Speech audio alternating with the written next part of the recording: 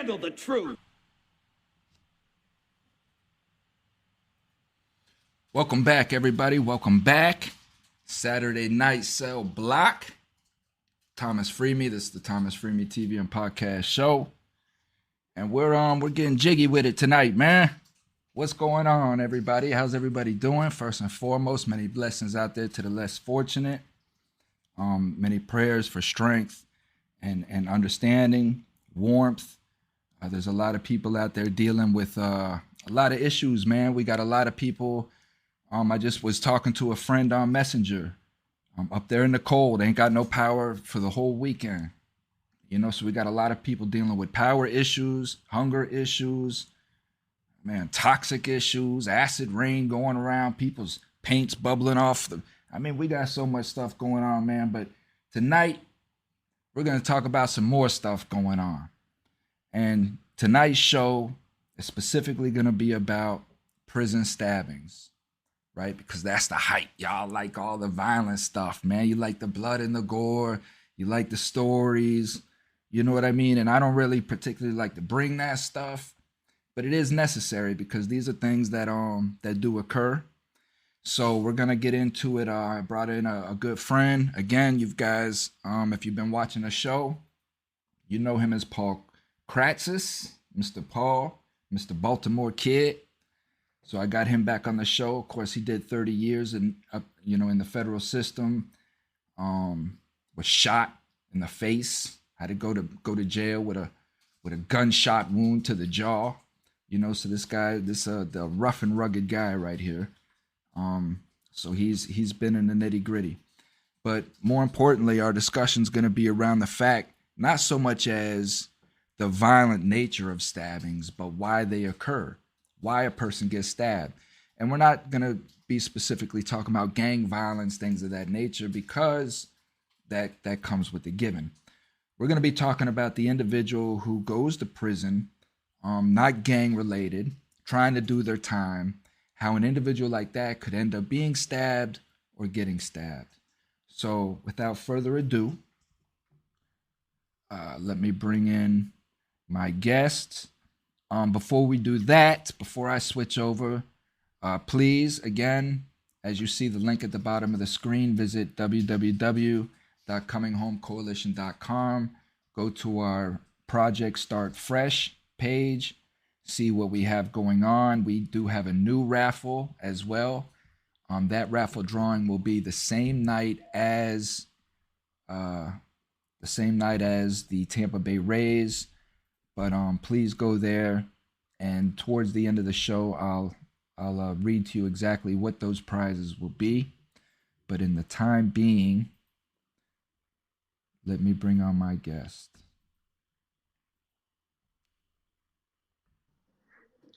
How you doing? Oh, Diggity, what's going on, man? All right, how you doing? And I'm blessed, man. Well, I could tell you one thing, I'm warm. Yeah, I'm cold. Yeah. It's cold here. Huh? I said it's cold up here. Yeah, it's cold, man. You're up there in Baltimore, right? Yeah. Yes, sir. So how's everything been going, man? I haven't had you on here for a minute. Yeah, it's been going good. You know, can't complain. So go ahead and tell the viewer a little bit about your experience and why I would bring you on to talk about this show specifically. Because I've seen a lot of stuff while I was in 30 years in prison. So, you know. That's probably why I experienced. Living experience. All the action is, and most of the action is in the penitentiaries, the United States penitentiaries, and federal prison. Yeah. And what did you do, Paul? What did you do to get to the federal penitentiary? I was a drug dealer. And I got sentenced to life, and they shipped me there to Lewisburg. I did the first 5 years of my life sentence there. In Lewisburg. So when you got to Lewisburg, you were young too, right? I was 27. So when you got to Lewisburg, what was your first experience going into the yard of Lewisburg, maximum security? They put me in MAB unit, which that time was they had two sides, sand side and MAB side. And on MAB side, you had A unit people mostly coming out of Marion at the time for long term lockdown, and B wing and D wing was just the standard MAB prisoners, what they say most aggressive behavior. And then you had in C when I think that was C block. I was in D block. C block was foul unit. You know, mostly people on medication. Mm-hmm. Psych ward. Mostly old people. Some people on medication. A lot of Uh, people be on medication in prison, man. When they call pill line, you see people you didn't even know. You'll see people you didn't even know was on the compound. Like, well, who the hell but is that? most of them taking back in time. Back then, they was taking everything. They were getting Xanax. They were getting Klonopins. They were getting uh, Thorazine. They were getting everything they wanted. But then they, mid 2000s, they start pulling back on it. Mm-hmm. But they were giving them whatever they wanted. You Yeah. know, most people, that's how they did their time. So when Drugs. you got to Get to Lewisburg, how did you know, Paul? Like you get on this compound. How did you know that you were in a serious I place? did. Listen. You know, when I got there, my first night there, I'm seeing a guy get stabbed in the cell with a big ass butcher knife. That's my first night there. But it is what it is. So you get there and you see this guy. You see him being stabbed in the cell, but you don't know why. No, I never did find out why. And An Indian was huh? It was an Indian stabbing a white dude. I don't know. Is it Indian, like a native Indian? Yeah, I can't say yeah. I met too many native Indians in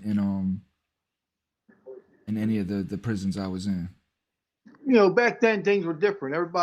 Everybody back then time was different. Everybody, was their own man. They pretty much stood on their own 2 feet and handled their own business. It wasn't. It wasn't. Everything so segregated. I mean, like it ain't like it is now. Things changed. More gangs. Popped up over the years. Well, talk about that. Elaborate on that some, because you was So in there long enough to see that transition of the type of quality of inmate that a federal inmate was back in the '90s. as Go. long as he was good, his paperwork was good, everything like that, then he was good. You know what I mean? Until he did something bad. You don't rat, you don't check in, Mm-hmm. and you handle your business. You know what I Mm-hmm. mean? You know, So after you see this dude getting stabbed, like what's going through your mind? Like how nothing, nothing, truthfully. Nothing. It ain't my business. so you You just know, go to the cell and just rack up. when it's my time to go to cell, yeah.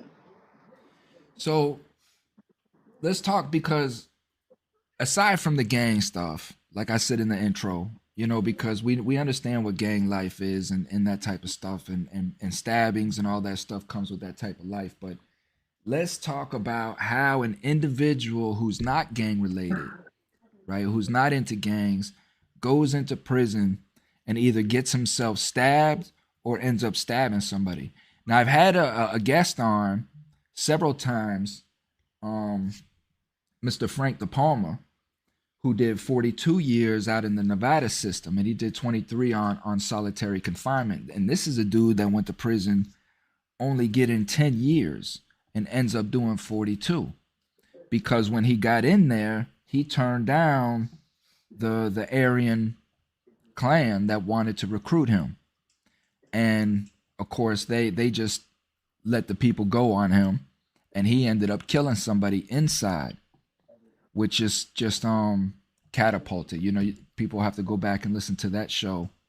But Frank is out now, and he's out there in Nevada, man. He's really, really struggling. I hope he tunes in. I sent him a link. He's really struggling out there. But so how in that instance do individuals go in and get themselves in situations where they can possibly get stabbed? Because I mean, a lot of times they might be disrespectful and not be respectful like they should to another person. They usually get themselves in a jam. They might borrow money they can't pay. They might start using drugs and run up drug debts and to the wrong people. And there's a lot of different things. Long as your paperwork is right and you mind your business, you're going to be all right. But when you don't do that, that's when you have problems. Well, that's what we're talking about. We're talking about the individual who his paperwork is straight, but he's just a knucklehead, right? Maybe he just he's going in with this mentality of not really truly understanding prison life, and he's going in there with the bravado. Because, like, in my opinion, one of the worst mistakes that you can do going into prison is following this stigmatic view that you got to go in there and knock out the biggest, baddest dude you see in there, Right. or swing on the first guy, or True. or don't show them you're weak. So you got these guys walking around like this here all the time, and Exactly. And you gotta just stay out their way till they realize what's going on. You know what I mean? You just laugh at them until they come to their senses. Just be you. Be you, and just be you. That's all. That's all I did. I was me. I was the same person in there as I am right here. mm-hmm, I was the same person before I went in as I was, the whole time I was in. If you was good people, I mess with you. mm-hmm. Point blank. I ain't care who you were or whatever. You was good, I kicked it with you. You know? Some people didn't like that. And those that didn't like that, I didn't mess with them. I'm gonna be me I'm gonna be me to the end. If a person don't like that, got a problem with me being me, and I ain't do nothing to them, I ain't violate them, I ain't disrespect them, and they want to hurt me, then I'm gonna try to kill them, point blank. Mm-hmm. So if they want to die because they don't like me, then that's the way it's gonna be. Because I'm gonna handle my business. From the time I went in there, I never ducked no wreck, and I was willing to lay my life down on it at any time. Or is the next guy willing to lay his life down for what he believes? I'm willing to lay my life down, and thank God I never had to, you know, lay it down. Mm-hmm. So Have you it ever worked gotten out. into Have you ever gotten into a situation where you felt like you were going to have to? It was either him or you. Yeah, definitely. I mean, I had every intention to kill people more than once in there. But why? And What? I ain't What? go What? and I ain't go ask no permission. Oh, can I do this because it's another race? I don't care if it's another race. I don't Hmm. care about that.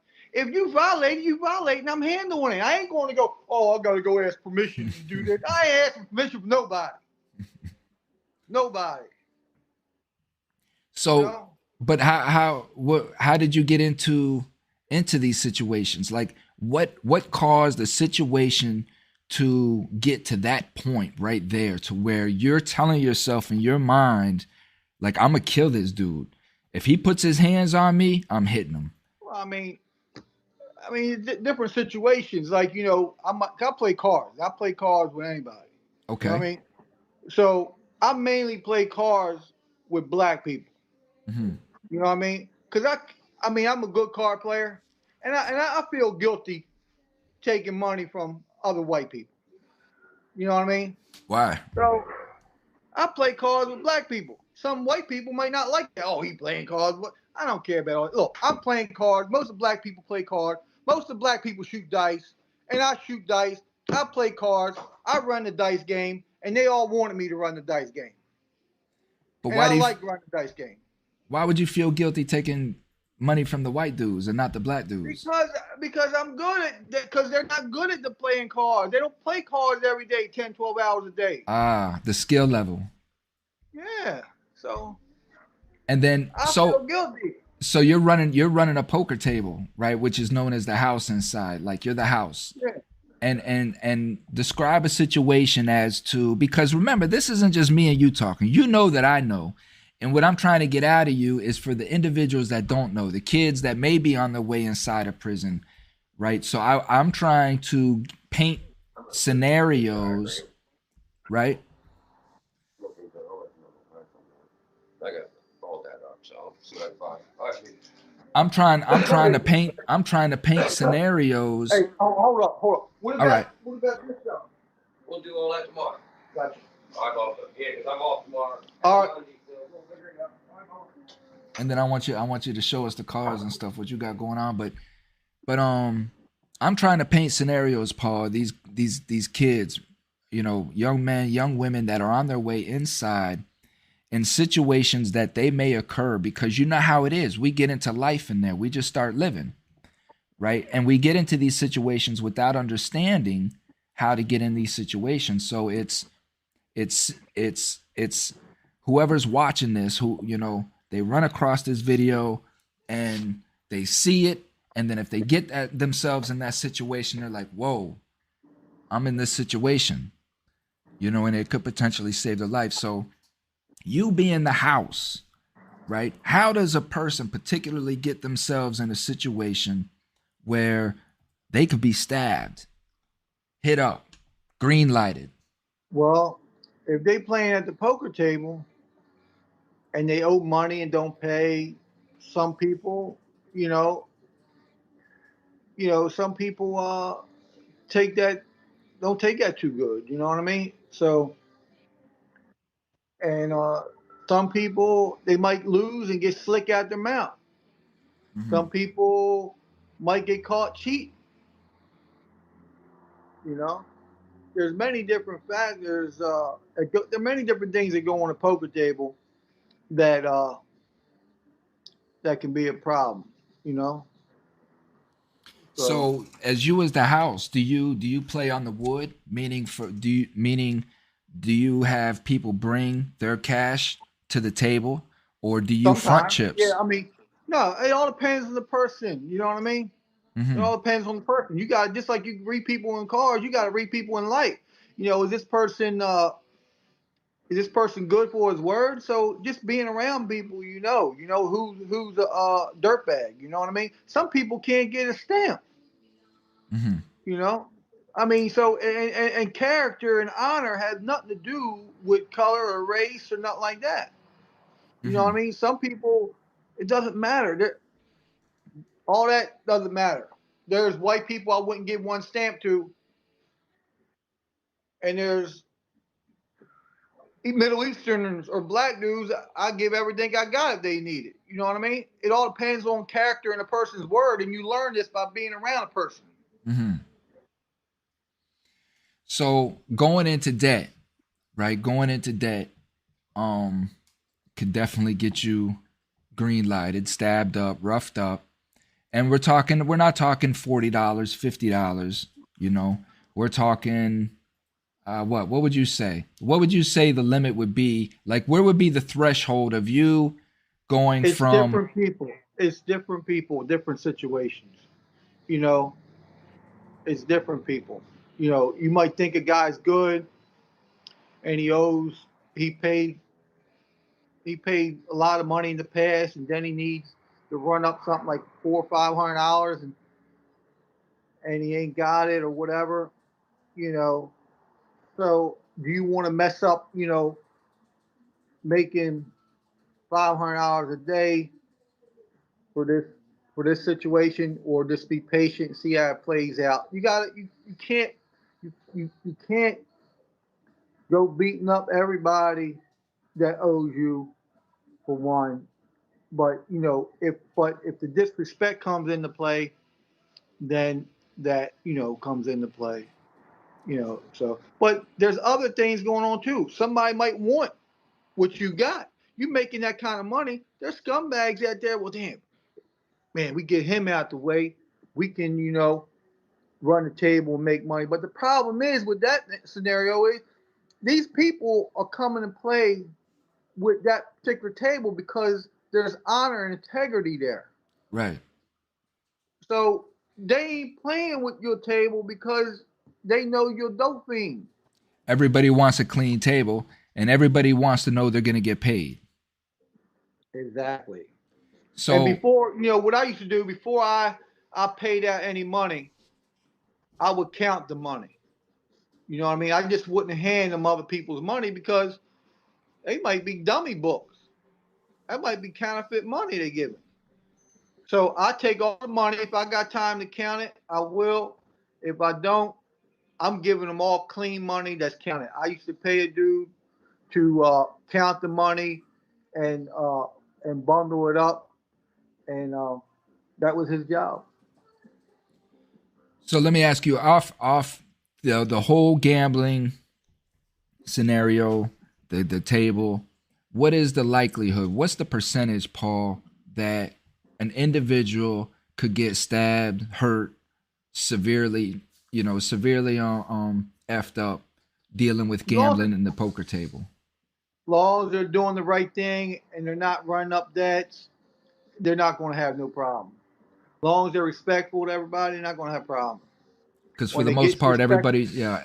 Because first and foremost, the poker table is illegal in prison, so nobody wants to bring heat to the table. You know what I mean? So I would agree. I think the likelihood of a situation of you being stabbed, beat, is it really depends on, like you say, the situation. As long as you're not running up debt, as long as you're not trying to beat the table, cheat, anything of that nature. So let's move on to the dope. Let's move on to the drugs, right? and look, I've never seen that work out for anybody because having a habit on the street is hard to maintain. So trying to have a habit in prison, you know, it's impossible. Them people ain't going to give them thousands of dollars a week to support their habit, and people don't have that kind of money to support a habit. Mm-hmm. And so what they do is they run up the bill and they don't pay, and they get stabbed, check in, go to another place and find out they checked in there and they get stabbed because they can't be on a compound if you checked in the last spot. But they see that's the So thing though, because when you're fresh in, right? Like the families are dropping money. You know what I mean? Like the families are breaking bread for these individuals. Like for instance, one of the rats on my case, his name is Angelo Larocco. Okay. Now this is what this kid was doing at Coleman, right? And this was coming from a whole bunch of people that were coming to the institutions where I was at. Like this is a good way to get yourself stabbed. So yeah, I'm here. Shut the door. Angelo, right? What Angelo was doing was he was going to his visitation with his grandparents, and he was pressing his grandparents for money. And he was telling his grandparents about how he was being pressed, and he owed all this money and all of these things. They were going to stab him. Let me get you. His family called the prison. No, his No, family didn't call. No, not at all. I heard stuff like that before. His family ran out of money, is what happened. He milked his whole grandparents dry. That's how much of a scumbag this dude is. Not only did he testify against me, Paul, in a fashion I didn't even know this dude. He completely fabricated everything that he said to try to get out of his own time. He was a worm. He was a complete worm. Well, I mean, he stayed true to his character. He stayed true to his character. That's absolutely correct. So he milked his grandparents for everything that he had. And what he was doing was he was getting all this money from his grandparents and going buying dope. He was the cell block party dude. He was the one throwing the party, buying all the liquor, buying all the dope. You know what I mean? And then what ended up happening was because he ran up such a bill that when his grandparents were broke and they told him no more, now he owed like $3-4 grand. You know what I mean? And I think that's a pretty fair number to get green lighted on. That's what I was asking you. Because I know you a guy got killed for $125. And then he told the dude, look, the money is in Beaumont. He said the money has been sent, and they want their money. I want the money. It ain't here then, and they wind up stabbing him. He dies. They're in a hole. The next day, the money hit. Mm. That's where I was at out there in Beaumont. Yeah, I was at Beaumont. That's where I was at out there in Beaumont. You know, and see, this is the thing, right? So this is how small of a world it is. Going into being a scumbag, right? And this is what I tell the parents and wives and things like that when they connect with me on the side. They're like, you know, how would my husband, how would my son fare in prison or whatever? I tell them exactly what you say. How was he on the street? You know what I mean? How was he on the street? What kind of person was he on the street? Was he beating people? Was he, you know, was he doing the, you know, scumbag things on the street? Because that's what he's going to do in there. And yes, he can be putting himself in Yeah, you positions. can't go in there like that. You a scumbag. You're gonna get dealt with. And if you try to get protection under one of them groups, they eventually gonna find out your true colors and know you're not sincere, and you're gonna be a victim of the group that you join. I've never joined no groups. No. I would And never join a group that would want me. Point blank. that was my biggest beef at Beaumont because I would never join no group. I walked alone all the time. But truth be told, nobody ever asked me either. But I wouldn't join anyway. But that's the thing is because no one ever asked because they already knew. You see what I'm saying? They only recruit the weak. They only look for the feeble, the weak, the people that they know are scared to walk by themselves. That's who they look Hey, for. you want to bang, bro? Right here. What Bang. is that? That's a bang. I found it. I found it in the car. Let me see the car, man. That's the vet, huh? Yeah.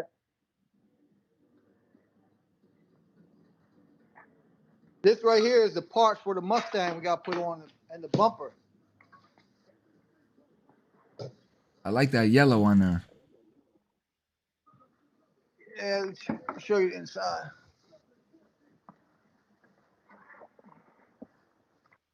My new watch.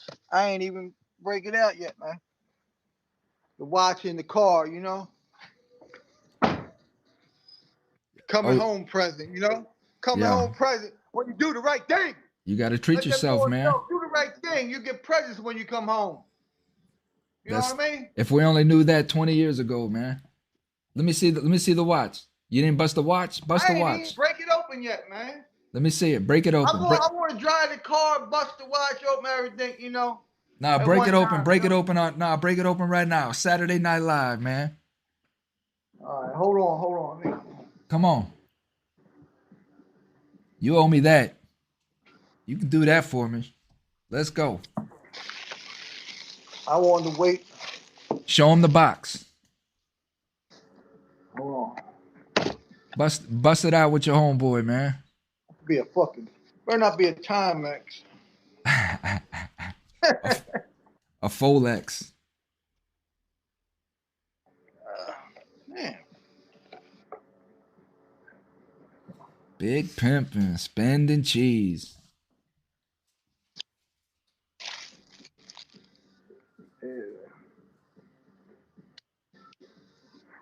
You know why I approve of that? Because that'll never depreciate unless you know you throw it around and whatnot. Hold it up. Bring it up here. Yeah. Put it in the camera. Now put it in. There you go. There you go. Yeah. That's a nice you leather know, band all too. right. Huh? It's a nice leather band. Yeah. But yeah, man. So you know, let me tell you about being a scumbag, right? And how it catches up to you. And because you're at one institution, don't think that you can never be reached at another institution, right? That's mistake number one. So I'm at Texarkana, okay, out there in Texas, and I'm in the shoe. and I'm getting transferred. And they got a shoe orderly in there, right?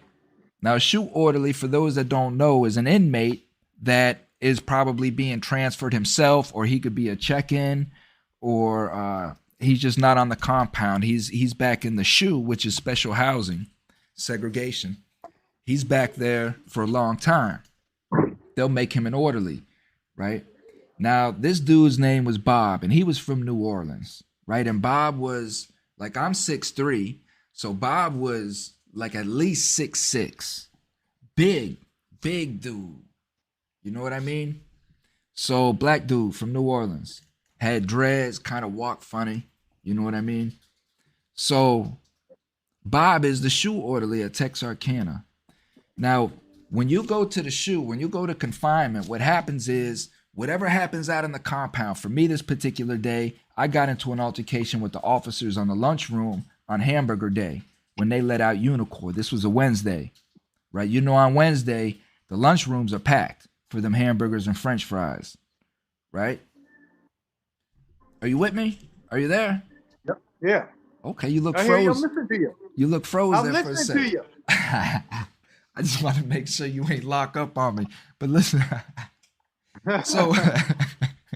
so this was on this Wednesday. Get into the altercation. I go to the shoe. Now, when you go to the shoe, you don't have all your property that's back in your cell, right? They just take you to confinement and lock you up. And it could be days before you see your property, right? Now, this property is very dear to you because when you go to the shoe, like especially when you go and the whole compound knows you go, man, people are jetting to your locker. One, if you got some good homeboys, like Paul was saying earlier, if you're a good solid dude, you'll have homeboys that'll watch out for you. People won't even steal from you. You know what I mean? But you'll have dudes that'll go back to your locker, try to steal your property. This is your property. Like, this is all you got to your name. You know what I mean? Like, you will kill somebody over taking your property, right? You don't let nobody take nothing from you. So now you're in the shoe, and the officers go and they bag up your property, and then they'll deliver your property down to confinement. Now, Bob, being the shoe orderly, will get your property from the officer bringing it down, and he puts it in a room. Now, what this particular dude was doing, this scumbag, right? Stealing. He was stealing people's property. So when the property comes in, when your property comes in, Bob will empty your bag out on the table, right? So the cop can come pull you out of the cell and bring you in. So Bob will put all your stuff down on the table, and then you got to come in. They'll bring you down in shackles. You come in, you look at all your stuff like this here. Yeah, that's all my stuff. That's all my stuff. You sign your thing, bam, bam, bam, and then you're going back to your cell. Now, what Bob's doing, because now as the cops bringing you back, Bob's taking your shit, bam, bam, bam, bam, bam, and he's throwing it in his property bag because he has access to all of this, and he's being shipped. He knows he's being shipped. So he's taking radios, he's taking all kinds of shit that he can go to another compound and sell all this shit on the compound. That's what he's trying to do. You know what I mean? So, and we won't know that. See, that's the thing, because we signed for our property. Everything was there. We signed for it. And if we're getting shipped, we may not see that property again for 6 months, 8 months, right? So, But that'll get him killed. That could get him killed, though. Okay. More of the stories coming up. So I get shipped from Texarkana and I go to Three Rivers. I'm at Three Rivers for about 8-9 months. But when I get my property at Three Rivers, that's when I realized that Bob stole my shit. And I told myself then, PJ, right? If I ever see this motherfucker anywhere ever again, right? Now I'm at a whole different institution. I'm doing my time at Three Rivers. I get into an altercation at Three Rivers. I'm getting shipped from there. That's how I go to Beaumont. As soon as I get to Beaumont, right, I get there on a Friday night, like at 7-8 o'clock. I get up Saturday morning. I'm going to the child line, and I see this big okey lokey looking dude hopping his ass across the compound like this here. And I said, oh my God, that's Bob. That's Bob, man. I stepped to Bob. I didn't even go to chow that morning. I just got onto the compound, just got on the Beaumont. You know what I mean? And like you said, no ask for no permission or nothing like that. Man, I stepped the Bob right there on the compound, catching him coming across because Beaumont has a loop like this here as it goes to the chow hall. So I caught him on the loop. I'm like, hey, Bob, what's going on, man? He looked at me all kind of, he didn't know who the hell I was. I said, you don't know me? I'm like, you don't remember me, Bob? He's like, nah, man. He's looking at me like I'm his friend. You know what I mean? In a way. I'm like, yeah, man, I was in the shoe at Texarkana. As soon as I said that, Bob's like, oh, man, I don't want no problems, man. I don't want nothing to do with that stuff. You know what I mean? That officer, he's like, he went to selling out. I'm like, Bob, I don't even put that shit on that officer. I ain't got nothing to do with that officer. I said, all I want, Bob, I said, listen, I don't want no problems. I said, all I want is all my shit. And I want it today by lunchtime. Have all my shit. I was over in MB, right? So he brought all of my shit other than my radio. You know what I mean?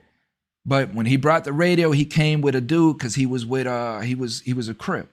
So he came with a dude named Capone from the Crips who later, because of this, worked in my favor, right? But it started a relationship with me and Capone that favored me in the end, let's say. You know what I mean? But Capone had asked me, he's like, man, just listen, we'll get you a radio, whichever radio you want out of the store, but we're gonna handle this on our own.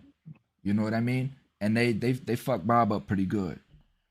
They hit Bob up pretty good. But the moral of that is when you think that you can get away with something, right?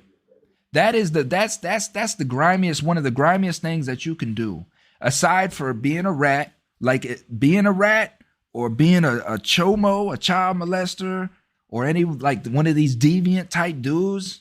You know what I mean? These guys that are jacking off on women and all this crazy stuff that they do. All that get you messed up. All of that stuff will get you in some circles. You know what I mean? Yeah, I mean, it all said, some all depends what side of town you on. You know what I mean? Mostly all white dudes that are sexual deviant, they get handled. Yeah. Most of the black cars get handled, but some black cars, have a pass. Some of the Cubans, they got passes. You know what I mean? Yeah. No question. And because white dudes aren't gonna play that. If a white dude hears that you were jacking off on a female staff or anything like that, that's serious business. You know what I mean?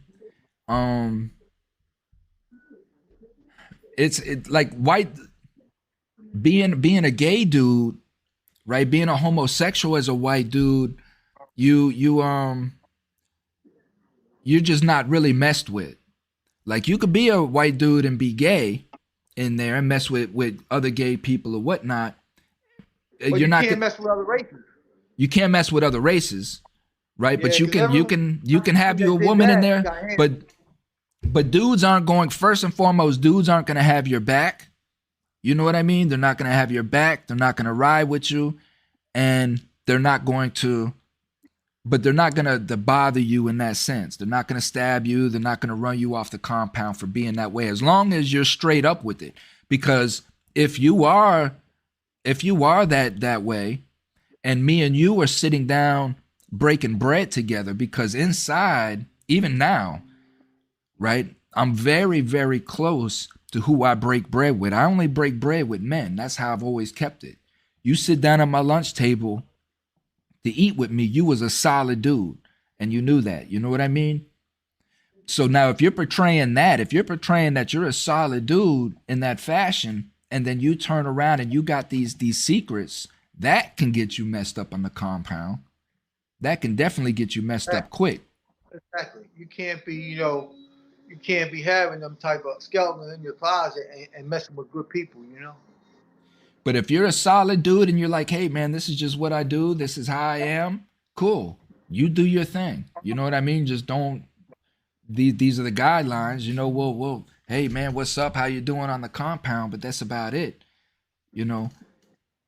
But going back into the dope, getting into debt, right? Because dope's gonna get you into debt because people aren't gonna just keep sending you money. You know what I mean? You're going and you're getting dope. You're involved in any kind of addiction. You're involved in any kind of deviant stuff. Um, what else? What else we got that can get you? Of course, not minding your business. You know. You know what I've seen got a lot of people? When something happens, right?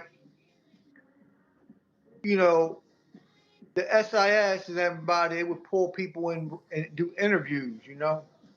And so everybody, the smart people, they like, I don't know nothing. I was, I ain't see nothing, whatever. But some people like, yeah, it was about this. It was about that. This person did this. They think it's going to be a secret Mm-hmm. between them.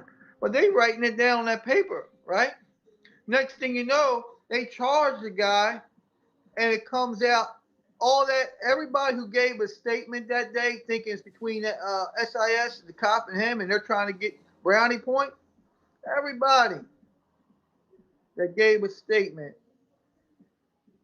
is coming out in the discovery. While they sitting in the hole, they get their discovery, their legal papers, their charges, all that, and everybody that made a statement on them is on that compound. They send that paperwork out there, and everybody that did that is getting handled at the same time. I've seen that a lot. Well, that's that. I mean, that's a good point too, man. Because a lot of people don't know about that, about these investigations that you talk about, these questionings and whatnot, where they'll come and they'll. So what'll happen is say me and PJ's in the unit, right? Me and PJ's in the unit, and we have an altercation, and for whatever reason, one of us gets seriously injured, right? To where the dorm gets locked down because the officer don't know what's going on. He sees blood somewhere, has no idea, but he knows somebody got hurt somewhere, so they lock the unit down. They'll keep the unit locked down, and then they'll run these investigations.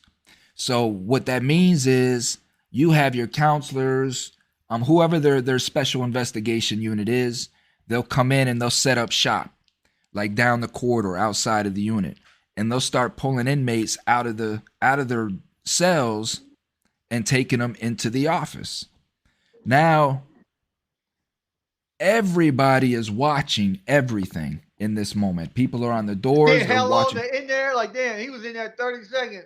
They're timing that. That's he right, was in there because 5 minutes. What the fuck? that's you right. Go in there. My name this, my name that, and get the fuck on out of there. That's exactly right, because Don't try to hold me up in here. That's exactly right. And because we know that it only takes 30 seconds to walk in there and tell these people, man, I don't know nothing, and turn your ass around and walk right back out. Anything longer than that, okay, these people in there having a conversation. You see what I'm saying? So, and it could be anything, right? Because you go in there and this case manager could be like, oh, hey, Thomas, how you doing? How's everything going? Man, listen, I'm not in here to talk to you, man. I'm out of here. So it's being aware that you don't go in here, and even though that you may know that you had a conversation about your kids with the case manager, everybody in the unit is right now looking at you like you're a rat because you've been in here talking to this dude.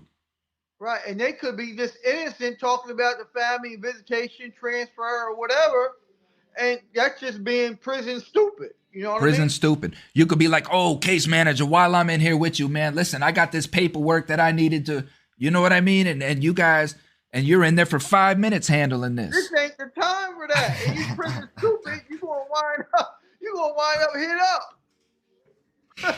Be like, I don't know why they did that to me, Grandma.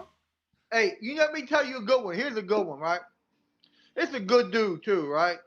There ain't no rat or nothing like that, but he got a crippled arm. And he's a good dude and straight up dude. And but he got beat up by the police. I think it was in Colorado, one of them spots. And he filed a lawsuit. Now I wouldn't recommend that, you know what I mean? But he wanted to file a lawsuit. So But anyway, that's his prerogative. But anyway, he files a lawsuit. So when the police get served, when you do anything to a police or administrator, it's going to come back to you some type of way. So what they did was they put a bad bone on the guy. When the law hit, he working for the SIS's wife in education down there being a clerk. Mm. So he leave and come back to the unit, right? And the lady knows that these other dudes ain't showing up to work. So she goes on up there and says, look, Mike, John, where y'all at? I know you up in here. Red told me y'all was in here. Red ain't tell him nothing. Yeah. But that's the kind of setup they do. They cross him So up. they put him under the gun. Now they're all looking at him like he telling her stuff. He ain't Right. tell her nothing. So let me ask you this here. Stuff. That's a good example. So let me ask you this. You get approached with that, right? Somebody comes to you and they're like, Paul, the cop told me that you said this. How do you respond to that? You got to handle that cop. You got to handle that cop. First and foremost, I'm going to tell this dude, man, don't ever come and tell me anything that a cop told you that I said. Exactly. You see what I'm saying? It's like this. If you put hands on a cop, they working with groups. Mm-hmm. Not in every prison, but the prisons that count, they got a man in every car that might be a shot caller that they can go to. That he's the man for this. You know what I mean? So Talking about the cops. The SIS is working with an inmate that's like a shot caller. The shot callers, right? Okay, so now, the shot caller comes to him and says, "Look, my boy's in the hole, man. I need him out. No problem." Oh man, he's got serious pull. We go to the hole, he can get us out. You know what I mean? They just, he's got tobacco, he's got this. All right, he's got all that. He's a man. They looking up to him. All his little gophers looking up to him, right? The whole time, it's like a helping hand relationship between the SIS and him, right? That's right. Now the SIS has got a problem needs to be dealt with. He pulls him in. Look, I got a guy getting off the bus. I don't want him on my compound. Why don't he want him on the compound? Truth be told, he put hands on another cop. All right, good hands. The guy's real good with his hands. He put hands on like 3 cops. So he tells me, I don't want him on the compound. The guy's going to cause a racial incident, and y'all don't want no racial incidents here. All right, so he pumps him up with the racial thing and all this and puts him on a job. So now the guy's going to be looking for him. So when he hits the compound the next day, he sends a couple torpedoes at him, like 3 guys. His guys go to hole. He going to send them back coffee, get coffee back there to him, by Connect and everything. And he going to have him out there in a couple of weeks. He going to have him back on the compound. He going to look like a hero shot caller. Mm-hmm. And that's the type of shit that goes on. You know what I mean? Right. See, and that's why. Back in the day, you do something to the police are going to handle you. Yeah. You know, I got into it 2 times with the police. The police handle me. That's how it used to be, man. It used to be. Me up and beat me half to death. I ain't gonna lie. One day sent me to outside hospital. I got so many stitches on me. I look like Frankenstein's son. That's how it used to be, man. It used to be us against the police. Like it used to be the inmates were always together, no matter what. You know what I mean? And it's not like that anymore, man. Now you have inmates that are doing the guards' dirty work. Because they're getting charged. Because it stopped like with the Cowboys there. You know, when they start getting charged, they start doing things other ways. You know, before you do something to police, when you grow up in Marion, used to be locked down, they pulling you out first and they beating your ass.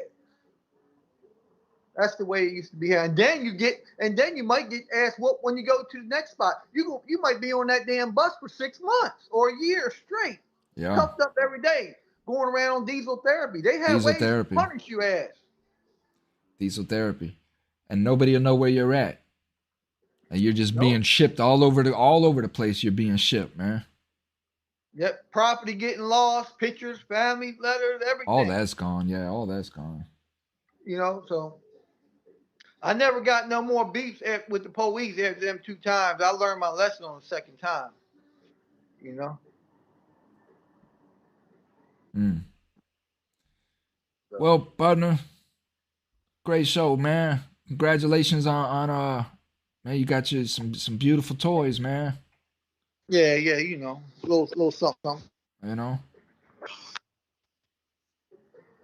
One last look for the Mm. for the home team. Yeah. Yeah, I'll see you when you pull up down here with that. That's a what they call that, a pussy magnet. I got a pussy magnet now. Oh yeah. That's what I'm working on now, putting it in there, putting it in. I just ordered I'm trying to throw mine away. it. I'm tired of mine. But you take care of yourself, man. Stay safe and I'm not even gonna say it, man. Just drive careful, be safe. You know what I mean? I know you know how to handle that power. Yeah, yeah. Well, I don't know if I told you, but next week, I probably go up for operation on my face. They done did a minor one already right there. Yeah, you was talking about that earlier, man. Complication. So what they find with it? Cause I see you're a little twisted. Yeah, complications from that bullet. They still in there. They left it in there. Probably getting lead poison. I don't know. Where's the bullet at? But it's in there somewhere. There's all kind of fragments in there. That's what knocked my teeth out too. We could have just done something while I was up there, man. I've stitched people up before. I've cut infections out of people, man. We could do that. You know, get in there and dig that stuff out, man. No, Now you can't get you broke up, but it's all way back there. I need an operation. all right, Paul. Take care of yourself, man. Stay safe. Later, man. I see you soon. Catch you on the flip side, man. All right, buddy. Take care. Say bye to everybody out there in TV land, or what they Skype land, YouTube land, or whatever it is land. Take Yeah, care, man. Just do the right thing. Do the right thing, and everything will always be okay. do the right thing. I think Spike Lee said that. Do the right thing. All right, P.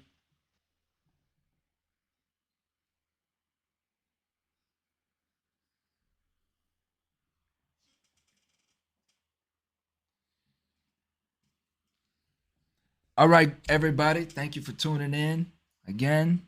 You know what I'm saying? Saturday night cell block. Thank you for your time. I hope you guys enjoyed the show. Uh, just like Paul said, man, do the right thing. That's the main thing. Just do the right thing. Don't get into deviant stuff. Um, don't get into debt. Stay away from drugs.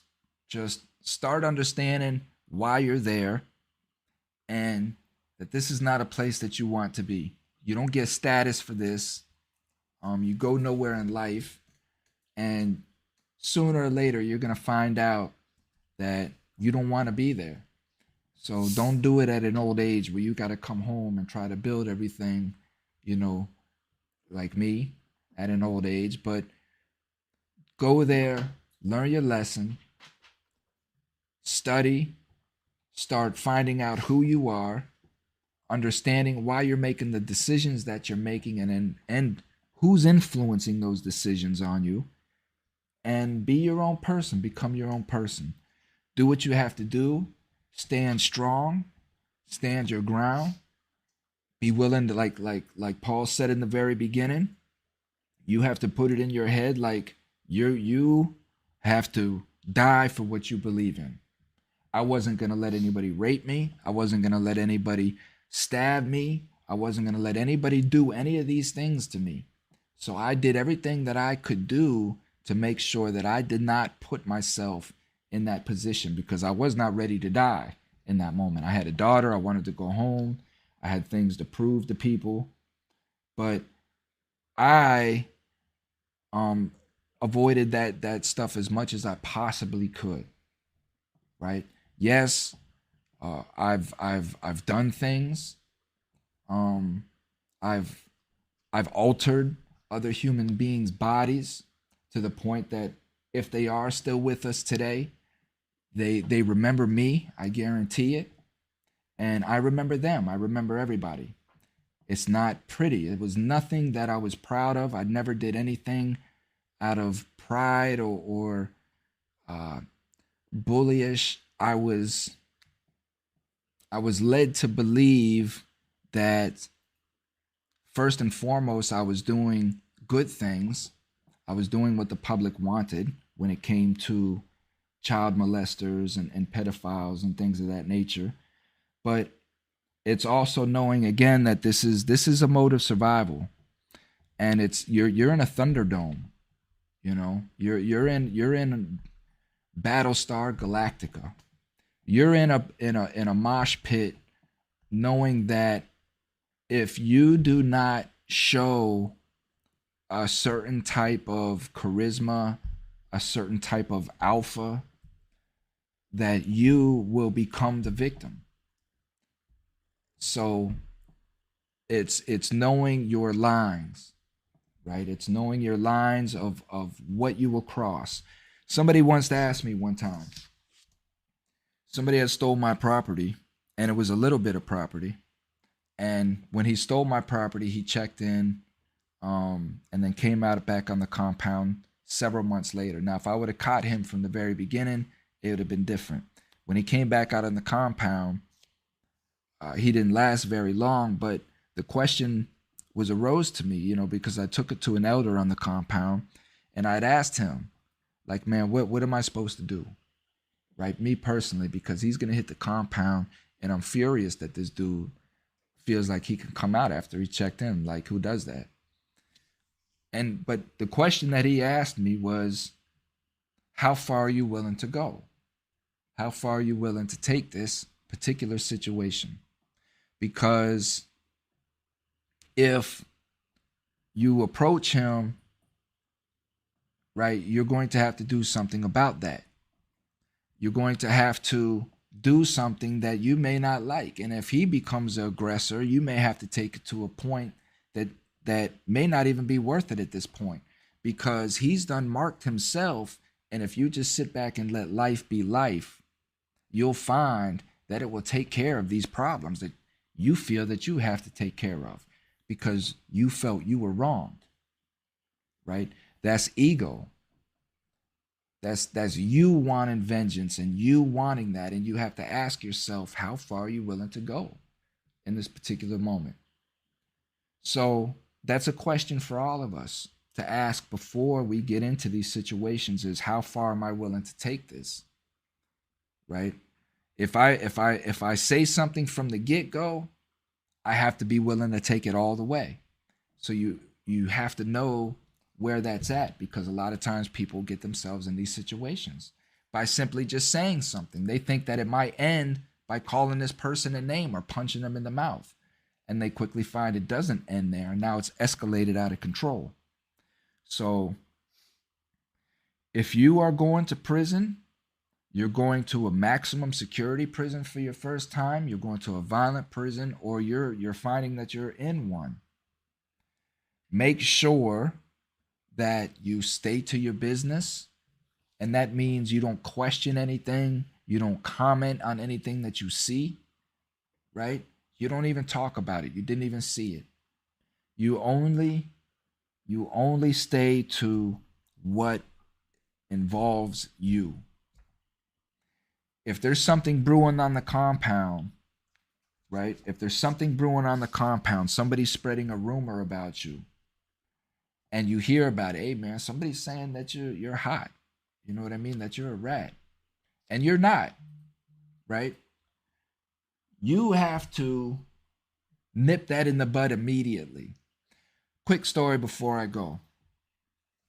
Right? There's a guy, this is right before I came home, and this was a low facility, right? And the low has a lot of sex offenders, child molesters. This is why people don't like going to low securities, because this is where you find all of these sick bastards at. But if you're trying to program, you're trying to get home, you're trying to get out of this violent nature, and you've learned how to do your time for yourself and not be involved in none of that stuff, you go to a low, right? So I ended up at Miami Low, and there was a dude there named Anthony. Now we're sitting in the day room one time and we're watching TV, and Anthony tells me that there's a rumor going on around him that he has sex crimes. So I look at him and I'm like, huh?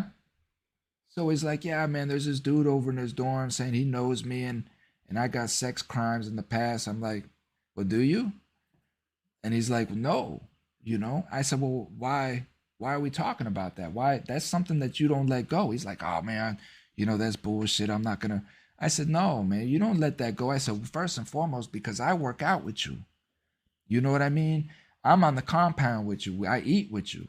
So I don't want anybody thinking anything like that about me associating with you. And if that gets around, no, we got to handle that. So, bam, man, we got up on the next move and went to the dude's dorm and went inside. And the dude happened to be asleep. It was an older guy, ran his mouth a lot. So I kind of knew it was bullshit from jump. But he's in there asleep on the bunk, man. We walk right into the room. Bam, bam, bam, bam. I'm hitting him on his bunk. Hey, man, listen. I heard that you say that you got something going on with my homeboy here, man. What is it that you say? And this is when the truth comes out. Oh, man, I heard that you... I said, listen, man, do you have any paperwork or anything to back up what it is that you said? Right? Because what you said is some serious stuff. And you don't say anything like that without having the proof to back that up, because that can get you seriously jacked off, whether we're in a low or not. So he had to wear something that day, between Anthony and this guy, because these are the situations that you can put yourself into, right? By saying things that aren't true. You hear somebody else say it, you speculate, right? You cannot accuse anybody of anything unless you have the factual proof, right? The paperwork to back it up. You can see it.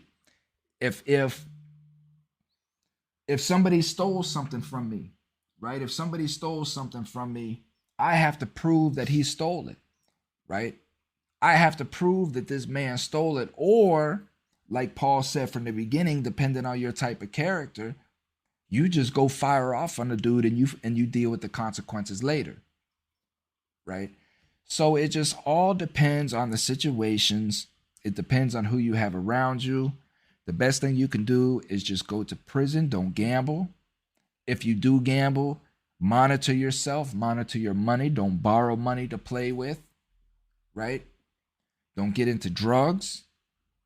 If you do get into drugs, I would have an occasional smoke every once in a while. Whenever some good smoke hit the compound, some good weed hit the compound, I would hit me some weed. I've even smoked some of this K2. That's gonna have to be a story for another day. But it's everything, doing it in moderation, right? Doing it in moderation and understanding why you're doing it to begin with. Don't get involved with deviant stuff, and don't be looking out for people. Don't be a lookout. If you know that somebody's trying to set you up to be a lookout so that they can go do some deviant stuff, don't be a lookout for nobody. Avoid these things and you'll be all right, man. The time is easy as long as you do it in that fashion. You can make it very hard for you, and you can put yourself in a situation where your life is altered forever. I've seen people have to get colostomy bags.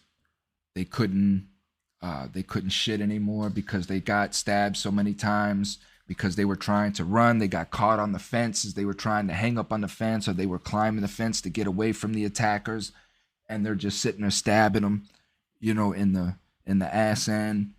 I mean, I've seen these things, and once you see them, you can't unsee them. And it's knowing that any little decision, any little emotional outburst, any little thing can put you in a situation like that. So you just have to be conscious of everything that you do, and just be cool. Be cool. With that, you guys take care. I love you guys. Thank you for joining. Thank you for tuning in. I got a lot of great things coming up. But before I go, as I said, go to www.cominghomecoalition.com. Check out Project Start Fresh. Read what we got. We got Tampa Bay Rowdy tickets if you're into soccer. We got baseball tickets. We got food tickets. We got all kinds of stuff, man. Go sign up for the raffle. And then you can read everything that I was just reading on mute. Y'all take care. I love you guys. Stay safe. Thank you for tuning in. God bless the less fortunate. We out.